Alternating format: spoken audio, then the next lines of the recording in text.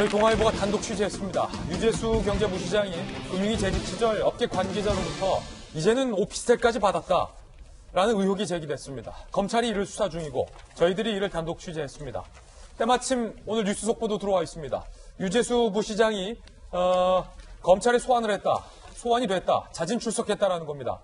그리고 검찰은 조국 전 장관도 2차 소환을 했다는 겁니다. 유재수 관련된 뉴스 속보도 전해주세요.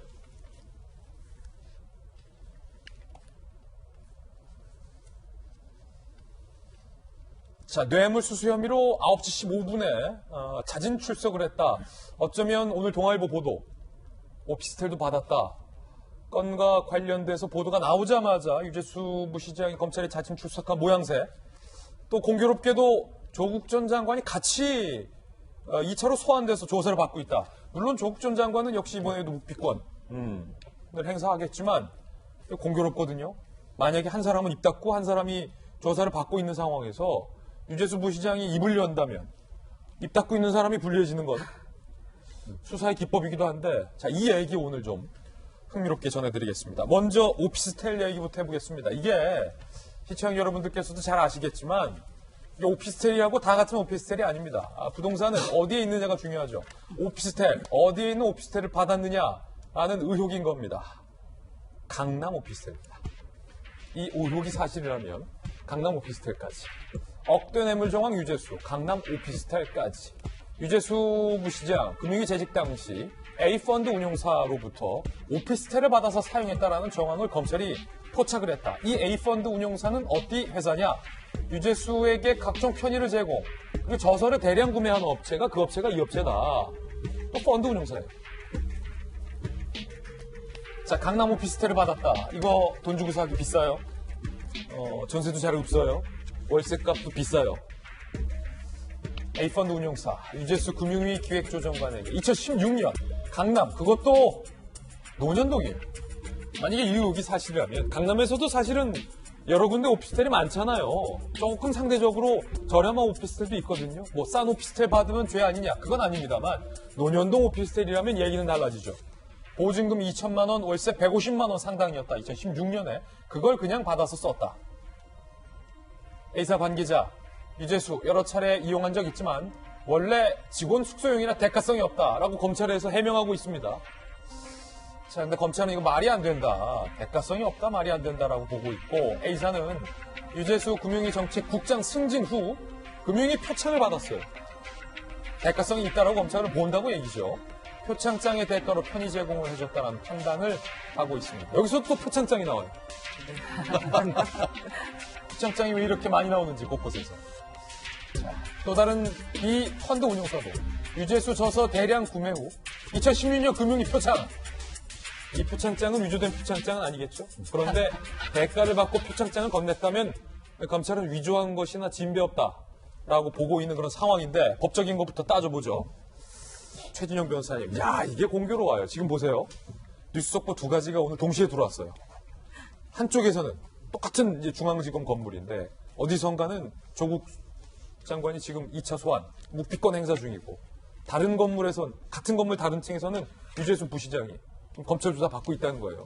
두 건은 아직 별건입니다만 국민들은 이거 별건이 아니라 한 건이다라고 보고 있는 분도 많잖아요. 그래요. 사실관계를 명확하게 할 필요가 있는데요. 지금 조국 전 장관이 지금 조사받고 있는 것은 서초동 서울중앙지검인 것은 확실합니다. 그런데 지금까지 밝혀진 바에 따르면은 유재수 아직까지도 부산부시장은 중앙지검이 아니고 서울 동부지검에서 조사를 하고 있는 것으로 병합이 안 됐군요, 아직. 그렇죠. 그렇기 때문에 이 사건 같은 경우에는 어쨌든 간에 지금 서초동과 또 이 동부지검에서 지금 같이 조사를 받고 있는데, 어쨌든 건물은 다르지만 같은 검찰이다. 공교롭게도 같은 지금 서울에 있는 지방 검찰청에서 지금 얘기하고 있다는 것이 굉장히 공교로운데요. 사실 유재수 전 부시장에 대해서는 아직까지 사표를 안 받았다고 하니까 부시장이라고 하겠습니다. 부시장에 대해서는 소환이 임박했다는 얘기가 있었습니다. 왜냐? 여러 군데 금감위를 비롯해서 대부분 다 압수수색을 했고, 최근에 본인의 자택까지도 압수수색을 했습니다. 그렇기 때문에 자택에서 나온 압수수색을 물을 분석하는 것은 그리 오래 걸리지가 않습니다. 네. 결국 물적 준비가 다 끝났다. 그러면 부르는 것만 초치기에 들어갔다고 했는데 전격적으로 지금 동아일보에 언론 보도가 나온 날 바로 오늘 지금 했다는 점에서 공교롭게도 이 그 동아일보의 단독 특종 기사가 굉장히 큰 의미가 있다라고 보이는 것 같은데요. 그렇습니까? 말씀드렸듯이 이것은 유재수 부시장에 대해서만 관계 있는 것이 아니고 동전의 양면으로 유재수 부시장이 2016년, 17년에 이 그 금감위에 있을 때의 비리, 나아가 오늘과 같은 그 뇌물수수 혐의와 관련해서 이것을 이 청와대에서 조사를 하다가 의도적으로 덮었다는 그 의혹의 정점에 바로 조국 전 장관이 있습니다. 지금은 말씀드렸듯이 서초동과 이 동부지검에서 별도로 조사를 받지만 경우에 따라 조국 전 장관은 서초동에서 옮겨와서 이 동부지검에 와서 이 유재수 시장과 같이 조사를 받을 가능성도 있다는 점에서 오늘 공교롭게 두 사람이 조사를 받는 장면이 벌어졌었는데 유재수 부시장이 어떤 진술을 할지 정말 오늘 오후에 나올 그 각종 뉴스 기사들이 저는 기대됩니다. 그런데 물론 이제 건물은 다르지만 사건은 별건이지만 검찰 수사관은 뭐든 물어볼 수 있잖아요. 김영주 의원님. 네. 예컨대 조국 전 장관이 2차 소환돼서 중앙지검에서 지금 조사받고 있을 텐데 이렇게 물어볼 수도 있을 것 같아요. 조국 교수님. 지금 같은 시각 동부지검에서 유재수 부시장이 검찰에 출석을 해서 조사 중입니다. 유재수 부시장에게도 저희가 다 물어봤는데 혹시 조국 교수님께서 청와대 민정수석으로 계실 때 그 특감반 감찰 무마시켰습니까? 물어볼 수 있지 않겠어요? 네, 그렇게 물어볼 수 있죠. 당할 수가 있죠. 그리고 실제로 이제 일부 기사에 의하면 이인걸 특감반장이 그 유재수 부시장 건을 챙겨야 된다.